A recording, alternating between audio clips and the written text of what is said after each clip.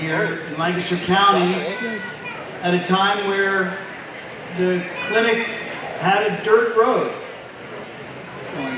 before we even had paving. I think there was 4 or maybe 5 employees at that time.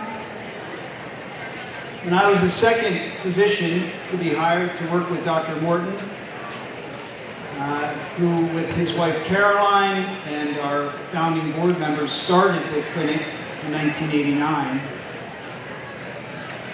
And it's been humbling to be part of that mission for all these years and to try to steward that mission through so many challenges and so many changes as we have recognized the increasing need for the kinds of services and the kind of care we provide at the clinic.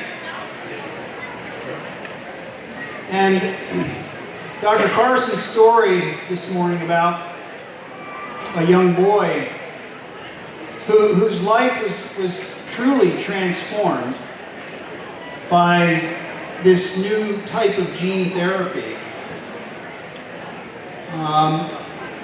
is a very inspiring story and is the kind of story we hope to be able to tell over and over again. But I also think it's important to recognize that that is not what fully defines the need for the clinic. Because for every child like that we can provide that type of transformative care, there is a child who dies too young. There is a child who never learns to speak. There is a child who struggles every day with seizures or pain or breathing problems. And I think it will always be those children who define the need for the clinic. And in the same way that that boy's father held his hand today, the clinic is here to hold the hand of families through their trials. As I often say to families, to parents of special needs children, we cannot walk in your shoes. We cannot walk in your shoes. But we can point the way, and we can walk alongside you on the journey and make sure that you have a shoulder to lean on when you need it.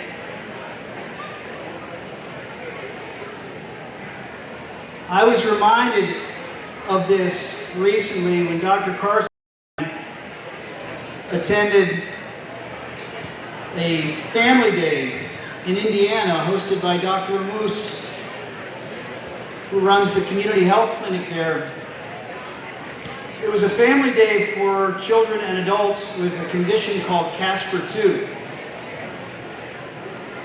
Now that's a condition that will be familiar to many of you here today. Casper-2 is among us here in Union County. There are many Amish families who wake up to face this every day. It's a condition of the brain that affects brain development. Children have difficulty learning, often don't learn to speak, and many of them have very challenging behaviors that parents struggle to manage. And one of the worst problems of Casper-2 is the seizures that come day in and day out and can be impossible to control, even with 3 or 4 medications. At the family day, I was reunited with Ben and Katie Violet. Ben and Katie's son Isaiah was the very first patient very first child with Casper II that I ever saw, almost 20 years ago. And I was reminded of the unbreakable bond that had formed between us, that had not been affected by the time or distance that had passed since they moved to Indiana. We picked up right where we left off, just like old friends. And what I remember about Isaiah was they came to us with many questions, but we had very few answers at that time. He was a boy with seizures and learning problems, and we didn't know what he had. It was before we knew anything about the genetics of the condition. All we knew was that they needed help.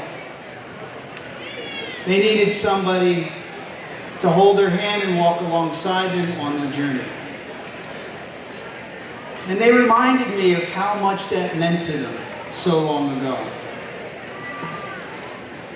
They reminded me what it means to parents now, young parents, who can have a child born with Casper II and know the diagnosis on the first or second day of life and get reliable information and guidance from their physicians at the clinic and what that means. And I found myself apologizing to them that we couldn't do more for Isaiah. That at that time we knew so little, and I had wished, I had hoped, that during all the phone calls with them in those many years gone by, I could have offered them more. And they were so gracious. They said, "It's okay. All we ask is that you try your best. That's all that any of us can do."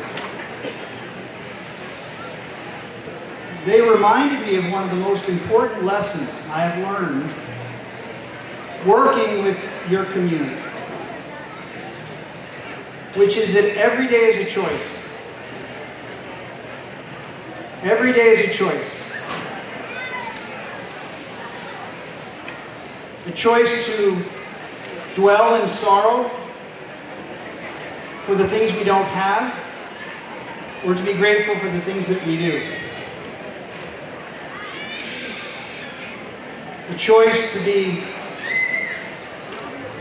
struck down by grief and sorrow, or a choice to find joy in acts of service and kindness. You taught me that. Your children taught me that. And for that I am grateful. We made Ben and Katie a promise 20 years ago that we would always be there for them, that we would always be there for children like Isaiah. And now, 20 years later, we can look on to the next generation and the next generation and the one after that, and know that we will keep that promise for your grandchildren and your great-grandchildren and great-great-grandchildren, hopefully for generations to come. The clinic is building for a future by expanding its services, staff, programs, a new facility. But I promise you, on behalf of all of my dedicated co-workers and board members, it will always be a place that you can come and tell your story, that you can come to share your grief, that you can come to seek consolation, and come seeking hope.